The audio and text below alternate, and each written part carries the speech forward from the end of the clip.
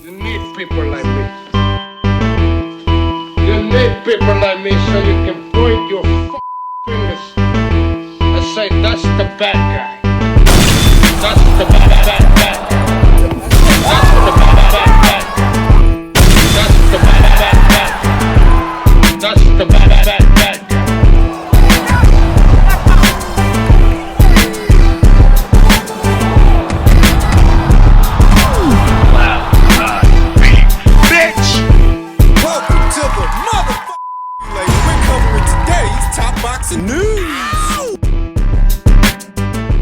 Okay, we'll start with this. A recent revelation as it pertains to former Unified Champion Christina Hammer. Apparently, she's been signed by the promotional outfit Arena Box. She will be boxing under that banner, under the care of Mark Taffet Media. That's the same Mark Taffet that's handled the career of Clarissa Shields for as long as I can remember. Apparently, he's going to be handling the career of Christina Hammer moving forward, who's returning to the sport after what was a 3-year hiatus. And in those 3 years, she tried her hand at amateur boxing, tried to qualify for the Olympic Games, but alas, it was not to be. The amateurs and the pros really are different beasts. And for all of her professional experience, she couldn't qualify for the Amis, for the Olympics. Sporting a professional record of 28 wins with 1 loss, no draws, 13 knockouts, having never been knocked out in 29. Close to 30 professional bouts. Her lone defeat came at the hands of Clarissa Shields way back there in 2019, approximately 6 years ago. And since then, she racked up 4 consecutive victories over lesser opponents, lesser competition, last in action in May of 2022, sparking what was a 3-year hiatus from the pro game. Now she's back. On her way back, her last fight with Luisa Davidova was a super middleweight contest, super middleweight. I don't know if it's her intention to return as a super middleweight and campaign there moving forward like she did before, or move back down to middleweight, where she once held 2 of the major titles. 2 of the 4. She was a unified champion there for a very long time, and I'm not sure if that's where she means to return. At middle, at super middle, light heavy. Not sure. I think that her very next fight might be somewhere in between light heavy or super middle. If you follow Christina Hammer's social media, you'll know that she doesn't balloon in weight in between fights. She takes care of herself, so it's possible that she could come back as a super middle at 168. Though I happen to think if she can get down to 160, she should probably get down to 160. Campaign there moving forward, because at super middle, Franchon Cruz holds 2 of the 4 titles and Jadeja Green has the other 2. And I don't like Christina's chances against the both of those fighters, at least not right now that she's on the comeback trail. Whereas at 160, whereas at middle, 2 of the 4 major titles are vacant, the WBA and WBC titles. The other 2 are held by Australia's own Desley Robinson, who is some years older than Christina Hammer and less talented in my opinion, certainly less experienced overall. There is an area of opportunity there for Christina where after 1 or 2 tune-up fights, she could be ready to take on a Desley Robinson in those 2 vacant titles, the WBA and the WBC. Given Christina Hammer's experience level, and that she has been a world champion before, I'm sure that those 2 alphabet organizations would afford her a chance to fight for one or some of them. That the middleweight division yields more opportunity for Christina than the super middleweight division. But how are you so sure that she can get down there at 34 years old? 34 years old really isn't old for a woman boxer in a very general sense. They tend to fluctuate up and down in weight a lot more than the men do, and given that she does seem to be a bit of a fitness nut, she's taken care of herself all these years, I actually think she can get down to 160, and down the line perhaps become a potential target for Canada's own Tam Tebow, who needs familiar names and familiar faces to square off against in order to enhance her profile. Tebow versus Hammer a year from now could be a decent-sized fight. There are not that many familiar faces from 160 on up. Christina Hammer is one of the few. This is a fighter who Clarissa Shields couldn't knock out. So just imagine if Tam Tebow goes in there and stops her where Clarissa didn't. That's a nice feather in her cap. Tebow versus Hammer, Christina Hammer, if you're not familiar, is best described as a Soviet-era kind of boxer. Torso's kind of static while most of her movement is centered around staying on the balls of her feet. That pendulum step and working off the jab, she doesn't really fight at a slight crouch. She doesn't really bend at the waist or knees. The torso stays static while most of her movement is centered around bouncing back and forth in and out of striking distance, throwing straight punches. While she does it, those are her best punches. From the outside coming in, though once she's in, mid-range to inside, in the pocket, she's kind of like a deer in the headlights. Doesn't have much in terms of inside game. No, her sweet spot is more mid-range to outside. Good fighter. One of the more experienced fighters at this weight, now on the comeback trail, and as stated, I think she'd be better off coming back as a middleweight and campaigning as a middleweight than a super middleweight. So we'll see what she does, but she's back. Now they gotta schedule her a comeback fight. In men's super middleweight news, on the heels of his knockout loss to Hamza Shiraz this past weekend, Edgar Berlanga, via his Instagram story, said simply, "There's a lot of weird, suspicious stuff going on." His significant other, his wife, went a step further and suggested foul play. Genesis Calderon said, "I'm not one to speak out often, but this time I can't stay silent. We can take a loss with humility, we always do, but when something doesn't sit right, it's okay to question it. The left hand that dropped Edgar had a wrap that looked tempered with, yellow stained, hard, and suspicious, and that wrap wasn't even removed after the fight. Let's not ignore what's right in front of us just because you don't like how someone carries themselves in the ring." Why not? You seem to be ignoring what a protected boxer Edgar Berlanga is. This is a sport. It's entertainment. What you see is part of the show. But behind it all is a good man with a good heart.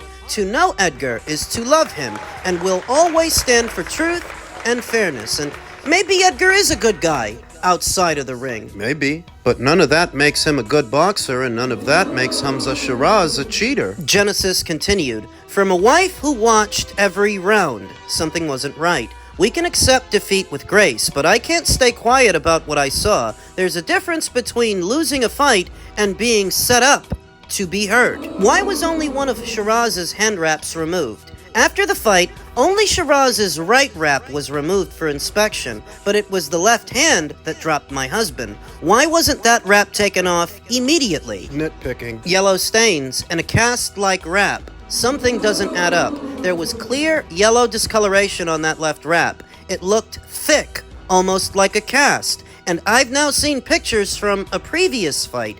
The exact same thing. Nitpicking. Tempered wraps, resin, epoxy. It's been said what we saw could be resin or epoxy, both completely illegal. If that's true, this goes beyond boxing. This becomes dangerous. Now, I don't expect this latest Glovegate fiasco, this version of it, to gain much traction because for a long time now, not just me, but a lot of boxing fans and a lot of content creators forecasted that this is how Edgar would go out because Edgar's not a good fighter. But there's a reason they've protected this guy as long as they've protected this guy, that as soon as they stepped him up just a little, the knockouts stopped. As soon as they stepped him up just a little, he started looking more and more human. And we're not talking about step-ups against top contenders. We're talking about journeymen like Marcelo Coceres, who knocked him down. We're talking about gatekeepers like Steve Rolls and Romer Angulo.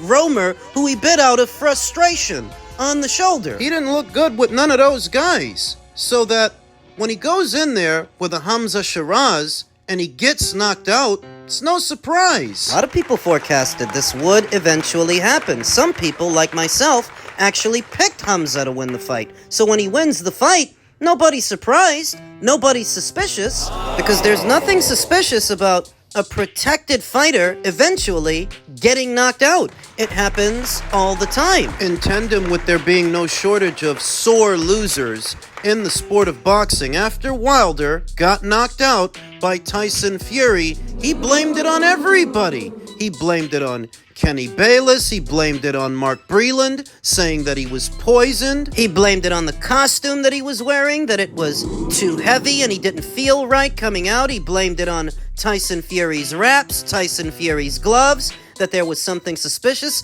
We've all heard this kind of stuff before, because there's no shortage of sore losers in the sport of boxing, and that's what Edgar and his wife are. A couple of sore losers. There's no nice way for me to say that, but that's what I think is going on. When a guy as limited as an Edgar Berlanga goes in there and gets knocked out, it's not a national incident, and you don't need to cheat to beat Edgar Berlanga. A lot of guys can beat Edgar, and a lot more will after the Shiraz knockout. Or you know what you can do? You can try for a rematch with Hamza Shiraz and see if he gives you one. And I promise, the rematch would end exactly like the first fight did. And here's the thing about making an accusation like the one that Edgar and his wife are making. You want to be careful when you do stuff like that involving a Frank Warren fighter, because Frank Warren doesn't take slander or libel lying down, and you want to make sure that you've crossed all the T's and dotted all the I's before you make statements like this publicly, lest you end up on the other end of a lawsuit for being a sore loser, trying to save face after talking a good one, after running his mouth to anyone that would listen that Hamza's just some UK guy and that the UK guys are soft. That's what he said on The Breakfast Club when he was promoting the fight. This has elicited some outpouring of sympathy in some circles. Carolyn Dubois said, "I think people are quick to bash fighters. Berlanga did a great job of selling the fight. Shiraz did a great job of getting a good victory. Respect needs to be given to both fighters. We always talk about the best era, when the fighters weren't afraid of losing. We're getting that back now." Twitter user that goes by the name YYSP said Berlanga did do a good job of selling the fight. I'll be honest, I don't know if that's a compliment or not. That sounds like Adrian Bronor after the Maidana fight. Everything was strictly based on his ability to sell a fight with his antics, because in the ring, he couldn't win. To which Carolyn responded, "What is the point you're making? He was not better than Shiraz, and so he lost. That doesn't mean he was no good. He was in a position he was in because he earned his spot. He sold the fight, put himself out there, but was beaten by the better fighter." The point that he's making is if you're going to talk the talk, you have to walk the walk. That it's not enough to just be boisterous and flamboyant, braggadocious. You have to be able to back it up so that when you don't, people are going to let you have it.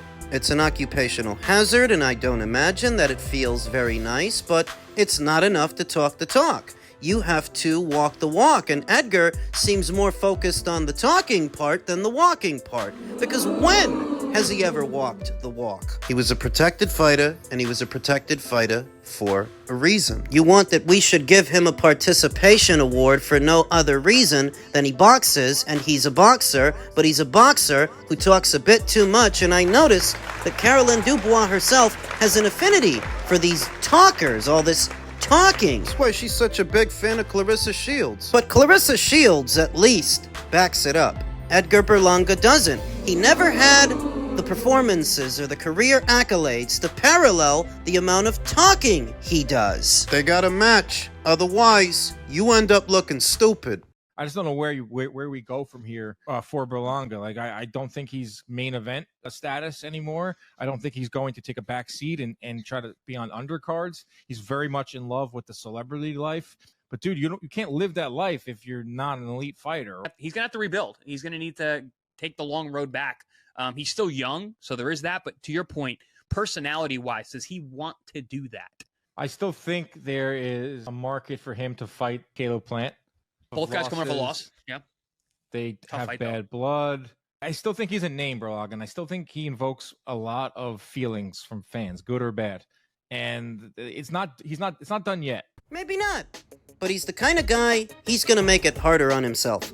The reason for it is he wants big money every time he gets out there, and to get at big money, you need to take big risks. That's how it's set up. What he actually needs?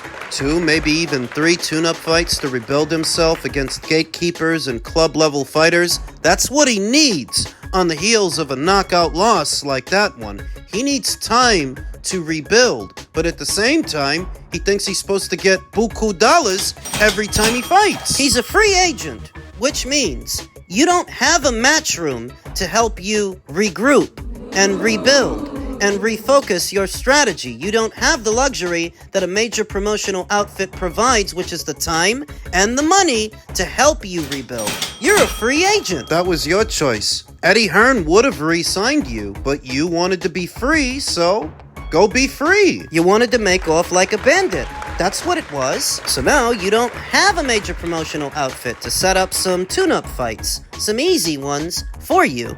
You don't have that. Wasn't a bad shout from Dan Canastota that maybe one fight that Edgar can have is a Caleb Plant fight. Caleb Plant, like Edgar Berlanga, is coming off a loss, a rather demoralizing one to Resendiz. Almost as demoralizing as Edgar's loss to Hamza. They should look to do a crossroads fight. Loser gets out of town.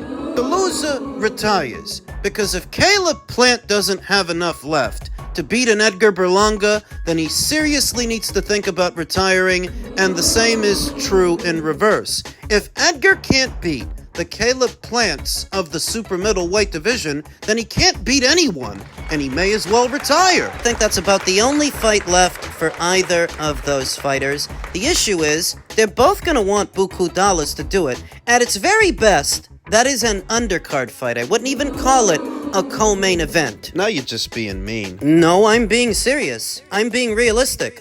Neither Caleb Plant or Edgar Berlanga, before their demoralizing losses, had the sort of marquee value that would justify billing that as a main event for a pay-per-view. As a regular fight, all right. But as a box office fight, Who said it would have been a pay-per-view? it would have had to be to get them the kind of money that they want. That's the problem. Edgar's gonna want a lot of money. Caleb's gonna want a lot of money. Enough that you might have had to bill it as a pay-per-view for the hope that you can get them that money. The only other guy that I can think of that would pay them a decent amount of money to face each other is Turkey El Sheikh.